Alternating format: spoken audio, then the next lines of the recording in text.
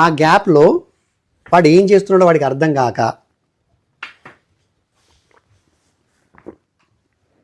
అట్లా చాలామంది చేస్తారు. ఇంకా దాని తర్వాత అంటే ఈ చేతులు కాల్చుకుంటారు కదా, ఇట్లాంటి వాటిలలో జాయిన్ అయ్యి ఏం నేర్చుకోక అక్కడ ఏం నేర్పట్లేదని అర్థమై, తనకేం రావట్లేదని అర్థమై, ఈ 2-3 గంటలు నేర్చుకుంటే రాదని అర్థమవుతుంది కదా, అప్పుడు వస్తారు.